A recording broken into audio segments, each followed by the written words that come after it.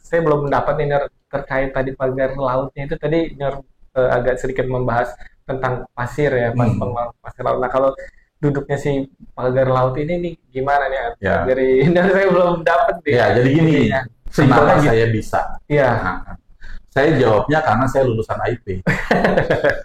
oke, Bagi semua CIP ya ya, yang menyimak podcast ini, oke. jangan terlalu aneh ketika melihat saya sebagai Kapten Hakeng yang diterima masyarakat Indonesia menjadi pengamat maritim. Nah, Oke. jangan aneh kan.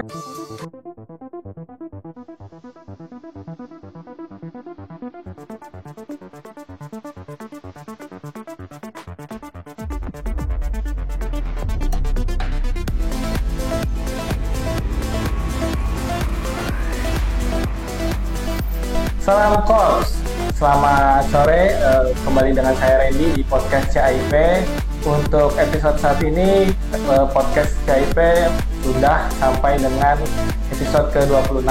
Nah, di episode ke-26 kali ini kita kedatangan kembali narasumber yang akan berbagi informasi pengalamannya selama bekerja di dunia maritim dan bisa sharing-sharing terkait eh, ilmunya yang informasinya narasumber kita ini sudah sampai dengan doktor ya.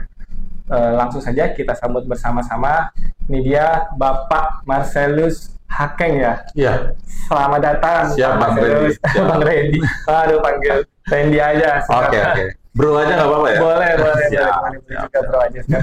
Ya, gimana nih datang di podcast ini gimana? Tadi perjalanan jauh nggak nih? Enggak, deket aja nih, kantor sebetulnya nyebrang aja ke sini, bro. Seberang aja ya, jadi seberang. deket banget ya. Ya, podcast Baik. ini lokasinya sih strategis, Strategis, ya, untuk oke. bagi dunia maritim. Jadi orang-orang yang biasa berkegiatan kan di utara atau di Kelapa Gading. Betul. Jadi ke sini sebetulnya dekat sekali. Deket ya, jadi lumayan strategis ya. Oke, nah, sebelum kita mulai, saya persilahkan mungkin bisa perkenalkan diri dulu ke para penonton di CIP channel ini. Oke, siap. Perkenalkan, saya Marcelus Hakeng Jaya Wibawa, CIP 40. Saya lulus tahun 2002. Dari 2002 sampai dengan 2018 saya berlayar, kebanyakan sih di kapal LNG, Bro Randy. Ya, jadi kapal-kapal LPG dan LNG itu spesifikasinya saya. Saya selama 18 tahun berlayar itu hanya sekali saja di kapal tanker. Itu juga kapalnya nggak terlalu besar. Itu satu kontrak. Lainnya saya murni kapal-kapal LNG. Jadi spesifikasi atau keahlian saya untuk kapal, terutama kargonya sebetulnya di tanker dan gas. Gas. Lalu setelah saya berlayar, saya kemudian diminta oleh manajemen Pertamina untuk bisa membantu di kantor. Kantor. Baik. Nah, di situ saya mulai karir saya di kantor Pertamina, diawali dengan menjadi seorang programmer. Programmer, komputer ya. Kayak komputer ya. Iya, udah Ya. nggak nyambung nih. Kalau di Pertamina itu karena luasnya wilayah bisnis kita, maka kita merasa perlu untuk memastikan kepentingan bisnis kita, terutama untuk memastikan distribusi BBM itu di seluruh Indonesianya bisa kita pantau. Maka untuk khusus kapal kita membuat namanya programmer. Programmer ini tugasnya salah satunya adalah memantau pergerakan kapal dan memastikan wilayah-wilayah tersebut kebutuhan tonase kapalnya terpenuhi. Jadi dihitung tuh. Vessel planning ya. Bisa vessel planning. Tapi Lebih ke arah situ, hanya saja ini khusus buat tankernya Pertamina. sebutannya jadi programmer ya. Betul, kita sebutnya programmer. Itu mirip-mirip kata Mirip-mirip vessel ya. planner. Nah, jadi kita waktu itu saya kebagian jatah langsung wilayah Indonesia Timur. Wah, lumayan menantang gitu ya, karena wilayahnya termasuk area remote dan juga kapalnya kecil serta sedikit, serta kalau rusak itu nggak ada kapal pengganti. Jadi betul-betul dibutuhkan keahlian seorang yang pernah berlayar untuk bisa memahami karakteristik kapal sih. Karenanya memang dengan adanya kebutuhan seperti itu, pelaut-pelaut Indonesia kapanpun pasti akan dibutuhkan oleh Pertamina sebetulnya. Karena Indonesia kan selamanya akan menjadi negara kepulauan nih Mas. Iya. 17.504 pulau. Nah, setelah itu saya kemudian menjadi asmen di situ di posisi yang sama, dan kemudian saat ini dari 2002 saya dipercaya untuk memegang deputi designated person assure-nya atau koordinator dari DPA-nya untuk Pertamina Transkontinental, sekaligus saya memegang atau mengkoordinasikan Recognized Security Organization-nya PTK. PTK, baik. Luar biasa sekali siap. Pengalamannya, ya ampun. Nah, saya coba nanya pengalaman berlayarnya di senior nih. Kalau nggak salah saya baca-baca informasinya, pernah berlayar di kapal yang besar sekali ya, VLGC ya, Very Large Gas Carrier ya. Nah, itu kok bisa awalnya gimana nih, bisa menjadi di kapten kapal yang paling besar di Indonesia itu? Iya. Gimana? Jadi seperti yang tadi saya sudah jelaskan ya, karena memang konsistensi itu akhirnya akan membawa kita kepada tujuan akhir kita. Iya. Saya termasuk orang yang memiliki tipe konsisten seperti itu ya. Jadi saya dari awal, dari kadet sampai dengan saya menjadi seorang nakoda, saya selalu di atas kapal gas carrier. Tanker gas carrier. Karenanya memang menjadi wajar ketika pada akhirnya saya akan menjadi nakoda di atas kapal Very Large Gas Carrier. Jadi bagi para pelaut yang memang memutuskan untuk memiliki karir di laut, pastinya mereka akan mencapai tujuannya, karena memang kita sama tahu bahwa lulusan CAIP ini kan sarjana sains ilmu terapan. Betul. Ilmu yang kita pelajari macam-macam di kampus itu kita terapkan di atas kapal sampai dengan pada ujungnya kita akan menjadi seorang nakoda atau KKN. Jadi wajar sih. Wajar ya. Jadi maksudnya hal yang biasa saja. Jadi senior bisa di kapal gas yang besar tersebut. Kira-kira untuk di kapal gas yang beda nih mungkin ya, beda atau sama ya kalau kapal gas kecil sama kapal yang besar ini? Kalau ditanyakan beda atau enggak, saya memiliki keyakinan sebetulnya sama. Sama ya. Hanya saja tingkat ketelitian, karena kan lama waktu di sandarnya, lalu juga karakteristik manuver kapal itu sedikit banyak berbeda, bro ya. Karena kalau misal kita membawa kapal kecil, kasih tenaga sedikit aja dia udah gerak. Kalau kapal yang besar kita butuh waktu yang lebih. Nah, perhitungan inilah yang bisa dipastikan dengan pengalaman kita. Jadi kalau ketika kita belum pernah punya pengalaman di kapal-kapal kecil langsung besar, itu juga akan menyulitkan. Saya yakin. Oke, luar biasa. Jadi setelah habis dari kapal besar itu, maka barulah senior ke darat. Darat, betul. Baik, kemudian saya dapat informasi juga nih bahwa senior waktu dulu Aruna pernah mendapat beasiswa nih ya dari pemerintah Jepang ya, betul? Iya. Nah, itu jadi seperti apa ya bisa dapat beasiswa dari Jepang? Ya, kurang lebih dari angkatan CAIP 32 itu sebetulnya, bro ya. Oh, sudah berjalan dari 32. Itu angkatan pertama di mana pemerintah Jepang dalam bentuk nama programnya adalah JICA, Japan International Corporation gitu ya, JICA Export. Itu memang mencari anak-anak muda yang ada di Indonesia untuk mereka kuliahkan di Jepang. Tujuannya memang mencari SDM untuk memenuhi kebutuhan tenaga kerja bagi perusahaan-perusahaan Jepang yang sudah mulai mereka prediksi akan kekurangan nih tenaga kerja profesionalnya. Karenanya mereka mengundang kita untuk kuliah di sana selama kurang lebih 3 bulanan. Setelah itu 1 tahun full di atas kapal, 3 bulan full di atas kapal latihnya mereka, milik mereka, baru 9 bulan di kapal komersial. Jadi bagi taruna yang lain itu prakteknya 12 bulan, bagi yang dikirim untuk dapat beasiswa Jepang itu 15 bulan tambahan. Berarti tinggalan wisudanya ya dari teman-teman. Iya, kurang lebih demikian, Mbak. Bro ya, karena kebetulan untungnya saya itu ada wisuda 1 tahun 2 kali. Jadi telatnya itu cuma 6 bulan. Gelombang 2 kalau sekarang ya. Betul. Ada kalanya tuh satu angkatan cuma wisuda 1 kali. Jadi harus nunggu cuma 1 tahun full bagi tim Jepangnya. Masalah seingat saya 47 deh, akan 1 kali doang deh yang gelombang 2. Iya. Dan itu sebetulnya menyulitkan karena bagaimanapun sebetulnya waktu itu niatnya tim Jepang ini, atau kita sebutnya tim Jepang ya, itu adalah tim-tim taruna terbaik yang dipilih memang untuk diseleksi untuk bisa ke sana dan mengharumkan nama bangsa ya, karena bukan cuma seleksi dari CIP atau IP aja, tapi juga seleksi dari beberapa kampus perhubungan yang ada di Indonesia. Saat itu yang dikirim memang masih terbatas 3 kampus besar ya, dari Jakarta, Semarang, sama Ujung Pandang. Totalnya 6 dari dek dan 6 dari mesin, 12 orang. Kalau digabungkan kuliahnya itu dari Filipina ada, dari Vietnam ada, seluruh Asia Tenggara. Di Asia ya. Baik. Oke, tadi kan sedikitnya saya disampaikan bahwa pemerintah Jepang melakukan program tersebut untuk memenuhi SDM di bidang maritim mereka ya. Nah, kalau di Indonesia nih pandangan senior gimana untuk SDM maritim di Indonesia kalau dipantau di tahun ini seperti apa nih? Kalau nggak salah senior udah banyak bikin tulisan-tulisan deh yang di media-media, mungkin bisa diceritakan ya terkait SDM maritim atau pelayaran. Kita bedakan sedikit. Bedanya ya. Berarti kalau pelayaran bisa saya katakan seperti ini. Nah, kalau misalnya SDM pelaut bisa saya katakan bahwa saat ini sebetulnya kita sudah bisa dikatakan surplus.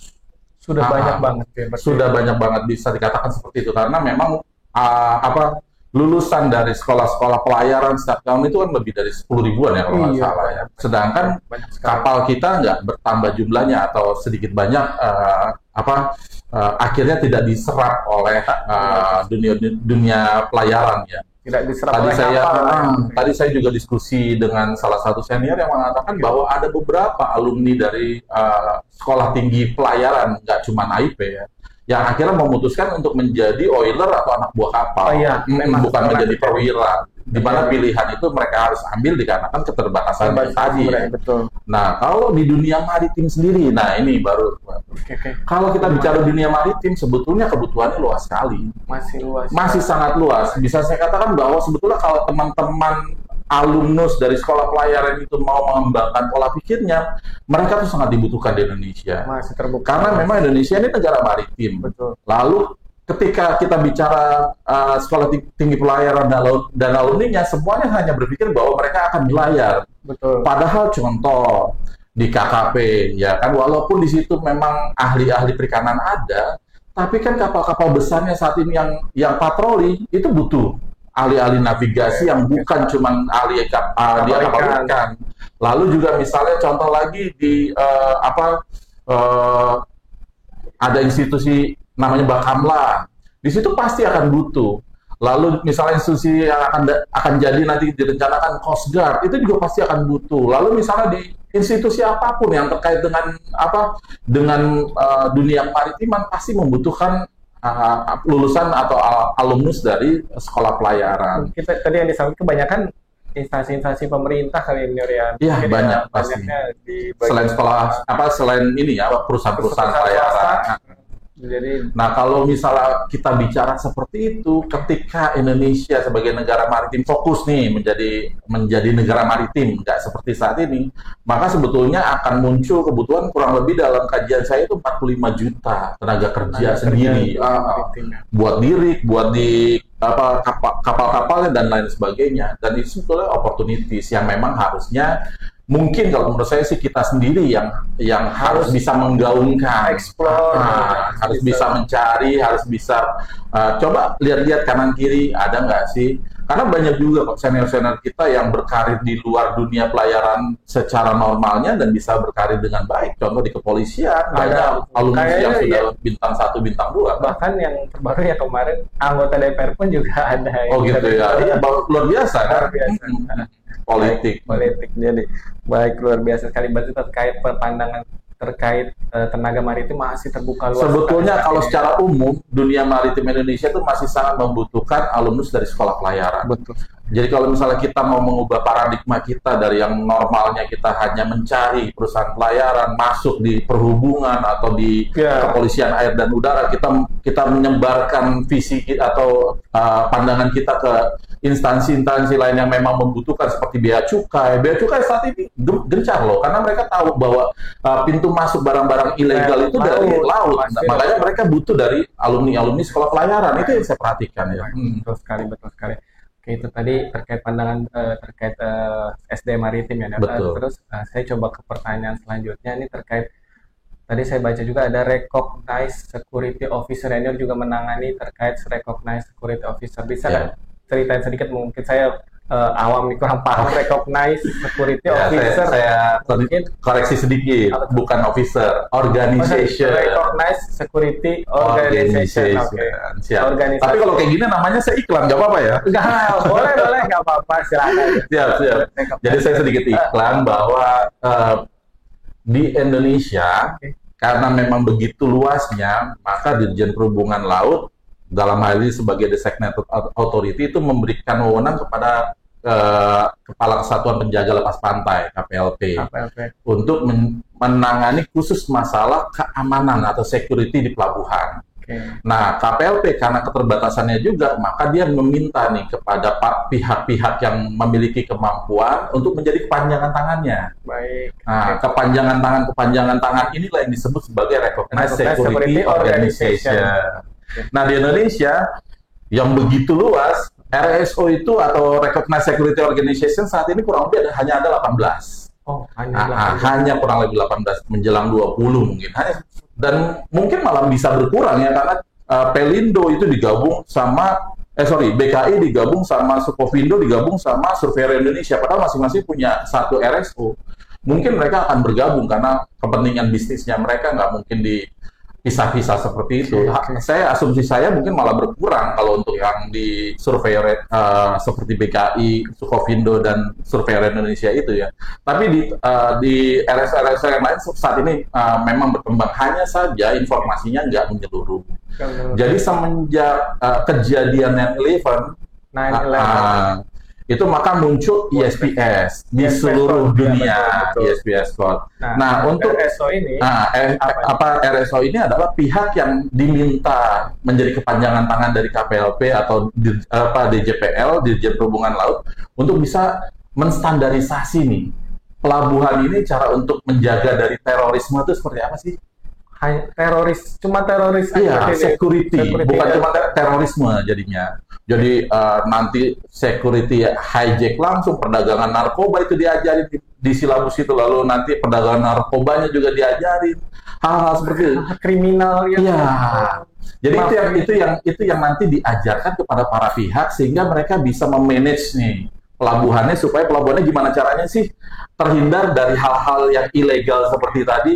Nanti ada penyelundupan atau orang yang datang tanpa bisa dikontrol sehingga menyebabkan masalah, atau kru kapal yang tidak terdaftar. Terusnya juga misalnya kapal di hijack untuk dijadikan sebagai alat pembuat teror di kota-kota. Kita bayangkan nih, misalnya contoh kapal LNG itu kan besar sekali ya, kandungan LNG-nya juga 600 kali lipat dari sebetulnya kandungan kapal itu. Kalau dimekarkan atau dipanas atau diberikan panas, itu akan 600 kali lipat. Kalau itu diledakkan, tentunya dahsyat banget buat sebuah kota. Nah, makanya sebetulnya penting sekali memang keberadaan RSO ini. Nah, di Pertamina, satu-satunya RSO yang dimiliki Pertamina itu di PTK, Pertamina Transkontinental. Dan kebetulan saya diminta untuk bisa menghandle itu. Jadi staff saya ada beberapa, kita tangani pelabuhan-pelabuhan, terutama pelabuhan milik Pertamina, tapi juga kami menangani pelabuhan umum. Jadi ada tuks-tuks yang memang bergabung dengan kami. Contoh, meskipun misalnya tuks-tuksnya itu bukan dari Pertamina, tetap tetap kami handle, karena kan memang ini bukannya yang kami bawa bukannya Pertaminanya sebetulnya, tapi kepanjangan tangan dari KPLP tadi. Betul. Oke. Waduh. Jadi kami memberikan beberapa pelatihan, contoh pelatihan 3.24, 3.25 untuk IMO model course-nya, Mas. Oke, baik. RSO itu ya. Luar biasa sekali ya. Terus kalau saya baca-baca lagi nih, senior banyak juga nih organisasi, ada dari Lemhanas juga, ada juga di INSA juga. Nah itu dari banyak organisasi itu Nior semua aktif di organisasi itu. Gimana nih cara maintenance-nya atau maintain waktunya? Saya rasa saya pun juga kalau ikut di kepengurusan banyak organisasi mungkin agak sedikit pusing nih ya, banyak banget. Nah ini boleh bagi tipsnya nih, gimana nih caranya kita maintain waktunya nih? Itu menarik ya, Bro. Maksudnya banyak banget orang yang nanya ke saya, kenapa saya bisa? Iya. Nah, saya jawabnya karena saya lulusan IP. Oke. Simple sih itu ya. Tapi dia ada kisi-kisinya. Itu mungkin nggak paham nih. Iya. Kenapa? Karena ternyata tanpa kita sadari, ketika kita lulus dari IP dengan begitu banyak tahapan yang harus kita lalui dari semester 1 sampai semester 8, kita itu sudah bisa multitasking. Kita sudah bisa bekerja dalam kondisi tertekan. Iya. Waktu tingkat 1 paling tingkat semester 1, semester 2 misalnya gitu ya. Kita nggak lagi menjabarkan tekanan seperti apa. Saya paham bahwa ketika ternyata kita dalam tekanan itu melatih kita. Dalam keadaan tertekan bisa nggak kita berpikir normal? Ya. Dalam keadaan tertekan bisa nggak kita mencari penyelesaian dari masalah yang sedang kita lalui, yang sedang kita hadapi, maupun kita belajar dari pengalaman-pengalaman lalu. Nah, ini yang saya pelajari, saya jadikan dasar. Kenapa? Dengan begitu saya siap untuk mendapatkan tekanan. Wah, malah dari berbagai challenge nih. Iya, tekanan itu challenge buat saya, dan saya merasa bahwa kemampuan saya sebagai alumni IP yang sudah diseleksi begitu ketat waktu itu sangat-sangat besar kemampuannya, dan hanya bisa saya challenge dengan melakukan banyak kegiatan yang sebetulnya bagi banyak orang membingungkan, kok bagaimana mengatur waktunya. Itu yang pertama. Yang kedua, teknologi.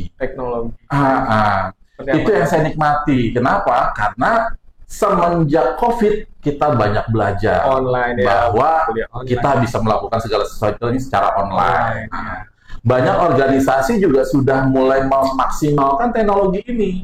Contoh, ketika saya ditugaskan, karena saya di INSA ini bidang hukum, jadi beda lagi nih, lagi dari masing-masing organisasi menempatkan saya di bidang yang berbeda, dan itu saya beruntung sih. Kenapa? Karena dengan begitu saya belajar nih di bidang yang berbeda, saya mempelajari ilmu yang berbeda juga.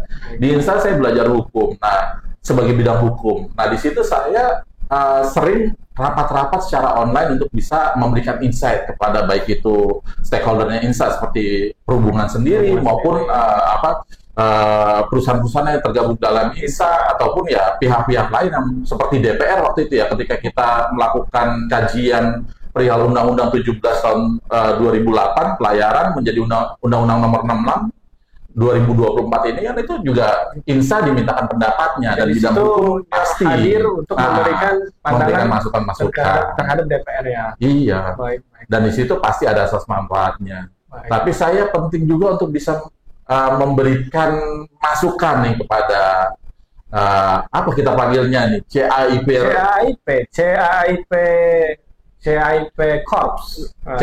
Corps, bahwa nggak bisa langsung kita telan gitu begitu aja. Kita harus mengukur kemampuan kita. Dulu saya mampunya cuma satu organisasi.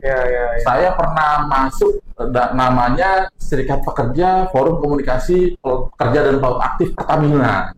Itu satu organisasi yang pertama saya belajar untuk yang di profesional ya. Setelah saya aktif di sana, ternyata saya punya ruang lagi nih untuk bisa mengaktualisasi pemikiran saya. Oh, saya ternyata diminta ke federasinya. Lalu di CIP periode sebelumnya saya bidang hukum juga. Itu di saat yang bersamaan. Lalu ada beberapa pemikir di maritim, tokoh-tokoh maritim, lalu mengajak saya untuk mendirikan AKKMI, Perkumpulan Ahli Keselamatan dan Keamanan Maritim Indonesia. Itu 5 organisasi bergerak secara bersamaan. Jadi, tapi mereka mintanya satu-satu, dan saya mengukur diri saya. Apakah saya mampu memberikan waktu dan tenaga saya buat mereka? Kalau enggak ya jangan diterima. Pelajarin dulu aja satu, baru setelah kita makin mampu, yang dibutuhkan mereka sebetulnya bukan cuman kehadiran dan keaktifan kita, tapi kemampuan kita untuk menginfiltrasi organisasi tersebut. Dengan ketokohan yang kita miliki, organisasi tersebut manfaatnya apa? Itu yang diharapkan sebetulnya. Nah, ini juga yang membuat saya sebagai alumni Lemhanas langsung diminta aktif untuk bisa menjadi pemikir di Ikatan Alumni Lemhanas Strategic Center. Di situ saya diminta untuk mengkaji bidang-bidang maritim. Dan kemudian di Jawa Barat sendiri saya diminta untuk menjadi wakil ketua 3. Yang sebetulnya itu porsinya bagi ya bintang-bintang lah. Wakil dari ketua 3 apa nih? Wakil ketua 3 di Ikatan Alumni Lemhanas di Jawa Barat. Ketua satunya Majen Denny, ketua umumnya, wakil ketua 1, wakil ketua 2-nya itu bintang 1. Dari Polri sama dari apa gitu. Dan senior wakil ketua 3. Wakil ketua 3. Itu ketua-ketua bidang saya itu profesor-profesor dari ITB dan saya membawahi mereka semua. Ya, dan dari situ saya belajar sih, bro ya. Maksudnya bahwa ternyata tanpa kita sadari level kita tuh seharusnya udah di situ. Oke. Sebetulnya kita sudah memiliki itu. Leadership kita tuh dilatih sebetulnya di IP. Itu dia. Jangan sampai ketika kita keluar kita nggak punya feel itu loh. Betul. Bahwa kita sebetulnya sudah menjadi pemimpin, tinggal diasah aja kepemimpinan jiwa kepemimpinan itu kita munculkan, semua orang akan wow pada akhirnya gitu. Karena kenapa? Kalau kita berenangnya di kolam CIP atau kolamnya di dunia pelayaran, yang ahli banyak sekali. Tapi ketika kita sebagai ahli pelayaran membawa ilmu kita di luar sana, di Indonesia yang mengakunya negara maritim, tapi ternyata pola pikirnya masih agraris, ilmu kita itu akan sangat bermanfaat buat banyak. Ini kayaknya sindiran buat saya juga nih, karena saya berenangnya di kolam CIP nih. Bukan artinya kolam CIP salah ya, enggak. Kita membesarkan CIP itu udah tepat. Kita membangun alma mater itu sesuatu yang wajar, karena bagaimanapun kita berangkat pondasi kita dari sini. Tapi bukan artinya menghalangi kita atau membatasi kita untuk tahu dunia luar. Dan ternyata memang dunia luar, dalam hal ini Indonesia sebagai negara maritim itu butuh kita. Butuh anak-anak AIP, butuh anak-anak sekolah pelayaran. Kenapa? Mereka ini yang pernah berlayar, yang menjadi praktisi untuk melihat lautan Indonesia, untuk ngasih tahu bahwa Indonesia ini kolam susu loh. Iya. Jadi orang-orang di daerah sana itu yang berpikir strategis nggak tahu konsep kolam susu itu sebetulnya apa, dan kita yang bisa menjelaskan secara detail gitu. Betul sekali ya, menarik sekali nih, banyak sekali nasihat-nasihat yang sudah diberikan di sini. Waduh, luar biasa. Nanti saya akan renungi bantang-matang nih tadi yang sampaikan. Terus saya juga melihat sedikit ya, Nior juga menulis beberapa buku nih. Nah, menjadi penulis beberapa buku itu juga menurut saya sih passion dari kita AIP mungkin agak sulit ya menumbuhkan passion untuk menulis buku. Nah, itu boleh juga di-share gimana kita bisa menumbuhkan passion kita menulis buku. Iya, kalau misalnya passion dan kita bisa menulis buku, salah satu trik paling utamanya adalah melangkah, buat langkah pertama. Tapi ketika saya ditanya apa sih yang men-trigger saya gitu ya untuk bisa melangkah ke situ, yang bisa men-trigger saya adalah IP ataupun sekolah-sekolah pelayaran lainnya di seluruh Indonesia itu memiliki banyak sekali dosen yang sangat-sangat ahli, yang sangat-sangat mumpuni dan menguasai bidangnya dengan sangat baik. Saya masih ingat dosen stabilitas saya waktu itu yang dengan lugasnya menjelaskan saya stabilitas, padahal bagi saya saat ini pun masih dunia antah berantah mungkin ya. Dan saya bisa membandingkan dia dengan guru besar di Indonesia dimanapun, kemampuannya sejajar bahkan mungkin sedikit lebih. Itu yang saya pahami ya, karena ditambah dengan praktisinya dia. Nah, ternyata setelah saya berguru ataupun berdiskusi dengan para guru besar yang ada di Indonesia, satu yang kita masih perlu kita kejar, yaitu bahwa untuk menjadi guru besar di kampus-kampus dimanapun itu ya kita harus menulis. Biasakan menulis. Awal mulanya kalau kita ingin ke kampus mengajar di kampus-kampus manapun, iya kita harus senang menulis. Karena dengan menulis itulah kita bisa jadikan itu sebagai bahan ajar kita. Dari itu karenanya saya senang menulis. Oke. Dan dari situ keinginan saya untuk menulis buku. Memang sih saat ini contoh buku-buku tentang dunia maritim justru masih minim sekali ya. Saya manajemen strategi karena saya sedikit banyak menguasai ilmu itu. Tapi saya sedang mencoba untuk menulis buku terkait dunia pidana dan dihubungkan dengan pelayaran. Ini segera saya coba terbitkan, minta doanya aja bro ya. Kalau boleh nanti dikasih, itu ada juga senior yang punya 2 buku nih, terbitkan 2 buku, dia ngasih buku. Boleh. Nanti mudah-mudahan di tahun ini buku itu bisa terbit. Saya kolaborasi sama satu guru besar dari Universitas Negeri di Karawang, Unsika. Kita kolaborasi untuk menulis bareng, yang mudah-mudahan di tahun ini bisa. Tapi pada intinya adalah para guru besar ini senang menulis. Mereka menulis buku, mereka menulis di jurnal ilmiah. Kenapa? Karena memang mereka didorong untuk melakukan itu untuk bisa menjadi guru besar. Jadi menjadi guru besar itu bukan cuman saya mengajar, saya bisa mengajar, enggak. Saya punya ilmu, enggak. Tapi apakah kamu sudah melakukan penelitian yang dituangkan dalam jurnal ilmiah? Apakah kamu sudah menulis buku? Apakah kamu sudah berorganisasi di masyarakat? Dan hal-hal lainnya. Nah, ini semua yang menurut saya ingin saya berikan contoh kepada ya siapapun yang melihat nanti pergerakan saya, apakah saya ini menuju ke sana atau enggak ya. Tapi saya sih memang ada niat untuk menjadi seorang dosen. Tapi itu kan menurut saya keputusan ataupun langkah yang akan membuat saya full di sana. Kalau sekarang saya kemungkinan besar belum bisa. Belum ada rencana jadi dosen. Tapi untuk mengajar ataupun apa itu passion.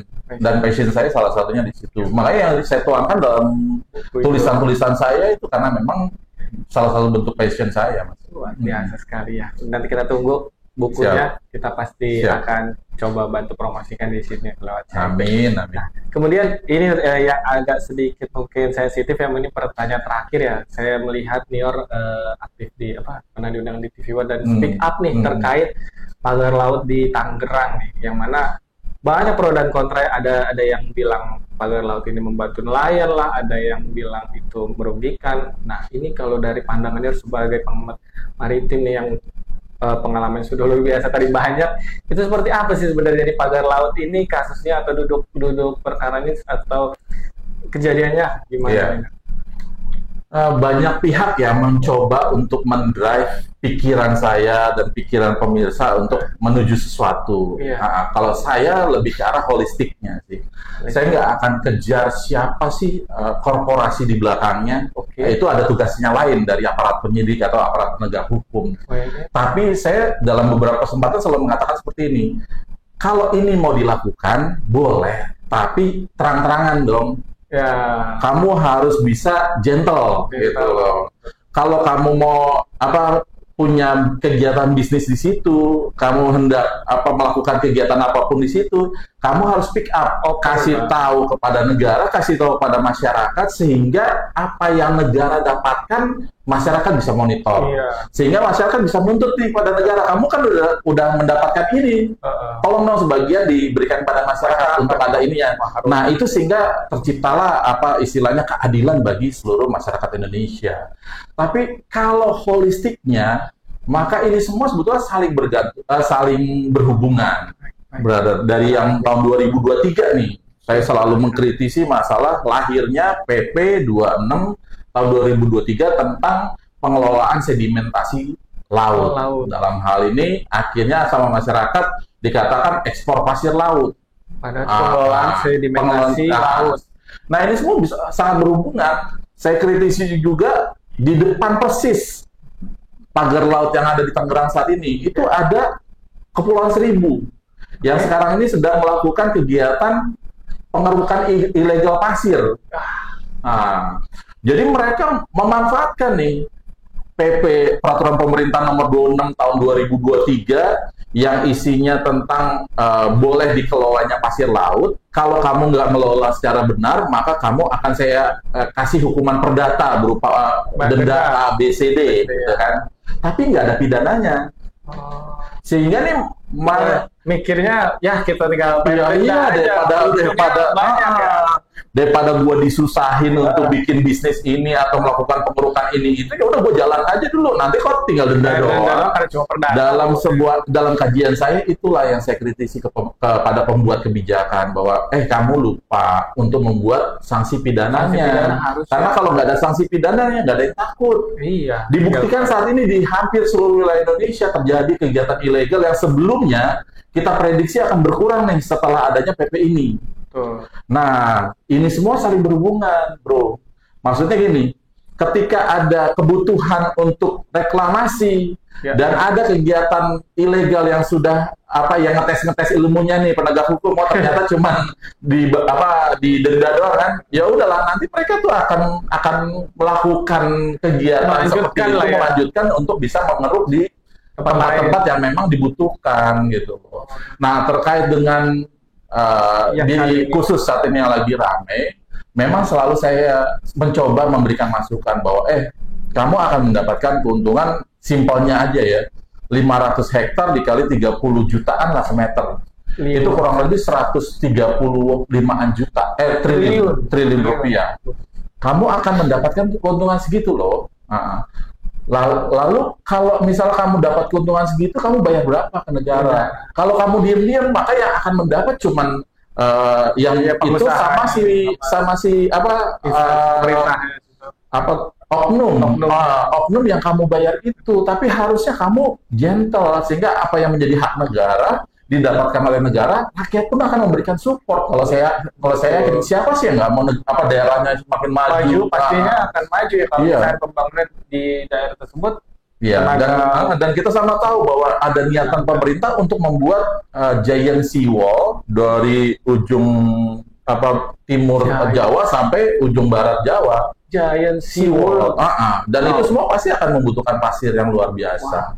Jadi khusus buat PP 26 tahun 2023 yang saya kritisi adalah pidananya belum ada. Yang kedua, ngapain kita berikan izin untuk ekspor? Orang kebutuhan kita udah di depan mata nih, banyak banget.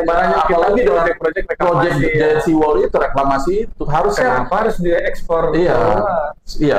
Itulah yang saya coba berikan masukan ke para pihak yang mudah-mudahan bisa ditangkap. Karena itulah yang saya saat ini pelajari gitu ya. Ketika kita nggak meminta apapun, kita memberikan masukan-masukan yang sifatnya positif, nggak cuma kritik yang nggak membangun gitu ya. Kita memberikan masukan, alternatifnya ini loh, solusinya A, B, C, D. Nah, itu tanpa disadari oleh siapapun, masukan dari kita dalam bentuk tulisan itu diambil oleh stakeholder, dalam hal ini pemerintah. Contoh yang saya bisa pahami, usulan terkait dengan kalau bisa di ALKI 1 sampai 3 kita itu ada semacam rest area. Nah, ini lagi dikaji. Ada rest area? Iya. Kayak di tol gitu? Iya, kayak di tol kan sekarang ALKI 1, 2, 3 itu kan semacam tol kan. Orang bisa lewat situ, sekarang ini nggak perlu bayar bahkan untuk bisa melintasi wilayah Indonesia gitu kan. Nah, yang saya kasih kisi-kisi nih, istilahnya trik-triknya ya. Kalau misalnya di AIMO kita susah berdebatnya nih, karena kan itu dari dulu udah dibebasin gitu kan, dari dulu sudah dikasih kebebasan untuk lewat gitu loh. Lalu atas dasar apa kamu mulai meminta untuk ada pilotage di titik A ke titik B misalnya gitu? Maka yang saya bisa katakan adalah bahwa kita bisa coba dari ALKI 2. Kenapa? Karena di situ ada IKN.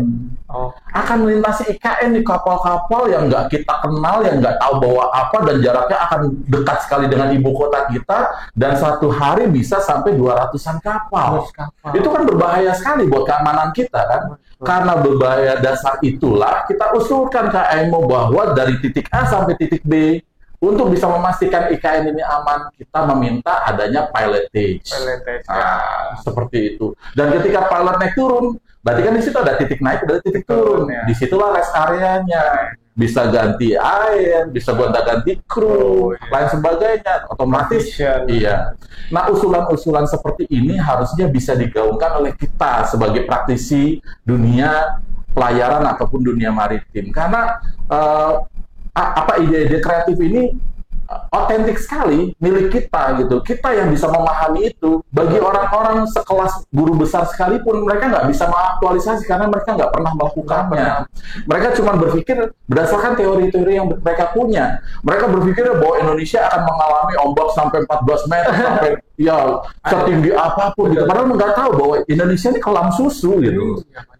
Seperti itu, bro. Oke, tapi tadi saya belum mendapat ini terkait tadi pagar lautnya itu tadi agak sedikit membahas tentang pasir ya, pasir laut. Nah, kalau duduknya si pagar laut ini nih gimana nih? Ya. Dari saya belum dapat nih. Ya, jadi gini. Simpelnya gini. Simpelnya seperti apa ya? Kalau saya bisa bercerita bahwa ada orang ya yang sebetulnya niat untuk investasi. Niatnya bagus loh ya, investasi. Oke. Tapi dikarenakan prosedurnya agak rumit dan segala macam pertimbangannya tentunya ya, maka dia mencoba menempuh cara pintas dan mudah menurut dia. Cara pintas dan mudah adalah mengakali hukum. Yang dimaksud mengakali hukum adalah dia meminta agar sertifikat hak miliknya punya dia yang dia akan kelola wilayah itu muncul dulu.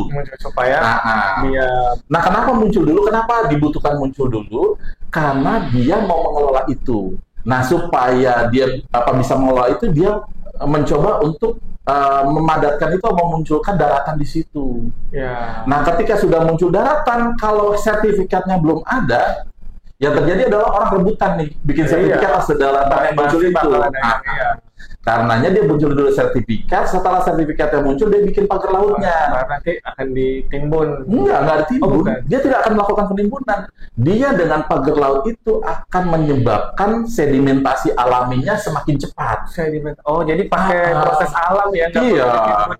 Jadi yang sebelumnya nih sedimentasinya 70 cm di sekitar situ karena memang aliran air sungai di situ sama yang dari Laut Jawa datang. Itu kan numpuknya di sekitar situ 70 cm. Nah, dengan adanya pagar laut ini bisa 1 meter lebih percepatannya gitu. Nah, kalau misalnya cuma 5 meter, berarti kan dalam 5 tahun aja sudah muncul daratan di situ. Nggak terpikirkan ya, ternyata seperti itu. Ya, itu praktisi ya, praktisi. Kita bicara di sini praktisi. Tapi kembali lagi, saya sih hanya menjelaskan bahwa siapapun pebisnis pasti akan mencoba memaksimalkan potensi yang bisa dia dapatkan. Nah, kita sebagai orang yang paham hukum, kita sebagai bangsa Indonesia mengingatkan kalau misalnya seperti ini kamu agak salah nih. Cara benarnya adalah ya sudah semenjak udah ada tanah munculnya atau sudah ada ininya baru kamu ngurusnya gitu, jangan cepet-cepet atau ya dipublish dulu ke masyarakat bahwa saya punya niat investasi di situ sehingga semua bersepakat nih bahwa oke, kamu bisa, nggak ada lagi para pihak yang menolak seperti sekarang nih kejadian akhirnya kan nelayan di Tangerang menolak. Kenapa mereka menolak? Ya karena ketika itu nanti jadi daratan, otomatis mereka menambatkan kapalnya di mana. Itu pikiran pertama mereka. Kampungnya di mana, nambatin kapalnya di mana, sehingga mereka semakin jauh. 30 km jalan baru dia bisa nambat ya. Oke, ya Allah, banyak banget ini pengalaman, apalagi terkait tadi pagar laut. Saya jadi agak sedikit dapat pencerahan nih. Sebenarnya jadi strateginya seperti itu ya. Oke, Der, ini sudah tadi pertanyaan terakhir. Nah, silakan senior, biasanya kita sih di akhir kesempatan nih kita minta rekomendasi atau referensi dari narasumber nih terkait bisa banyak hal, bisa tempat wisata atau mungkin buku yang lagi dibaca atau mungkin hal-hal unik yang mungkin senior lagi perhatikan saat ini. Boleh nih dibagi ke kita untuk referensi. Iya. Kalau saya lebih ke arah mungkin ya bagi semua CIP ya yang menyimak podcast ini, jangan terlalu aneh ketika melihat saya sebagai Kapten Hakeng yang diterima masyarakat Indonesia menjadi pengamat maritim. Jangan aneh, karena itu adalah pekerjaan yang sebetulnya kita semua bisa melakukannya. Siapapun yang menyimak ini, yang alumni dari sekolah pelayaran, harusnya adanya di situ. Standar ya. Karena kenapa? 2/3 wilayah Indonesia itu lautan. 2/3 loh. Kalau kita ngomongin sepertiganya atau seperempatnya atau seperapanya, lalu nggak ada yang perhatian, wajar. Ini sebagian besar wilayah Indonesia adalah lautan dan kita adalah alumnus dari sekolah pelayaran. Jadi adalah wajar apabila kita menjadi leader atau pemimpin-pemimpin di negara ini yang merupakan negara maritim. Nah, untuk mempersiapkan diri kita menjadi leader itu sesuatu yang lain. Nah, ketika kita sudah lulus dari sekolah-sekolah pelayaran seperti AIP, menurut saya kita sudah memiliki kemampuan untuk menjadi pemimpin. Yang dibutuhkan hanya keyakinan aja. Keyakinan bahwa kita memang bisa menjadi pemimpin di luar sana. Orang-orang pasti akan menerima kita sebagai seorang pemimpin. Nah, ketika keyakinan itu sudah kita munculkan, nggak perlu buku banyak-banyak, Mas. Nggak perlu bacaan banyak-banyak. Semua orang akan mereferensi kepada kita. Karena kita ini buku berjalan dan buku berjalan bagi mereka. Betul. Mereka nggak paham itu.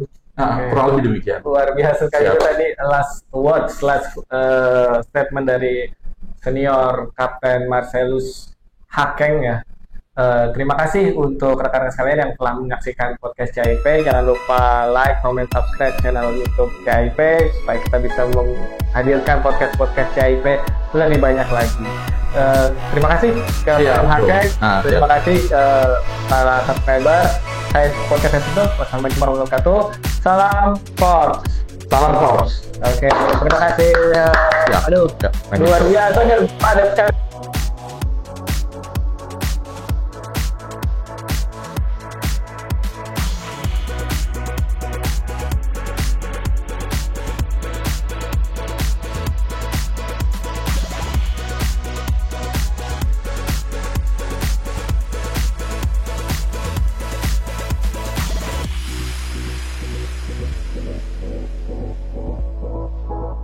di sini berdiri kan.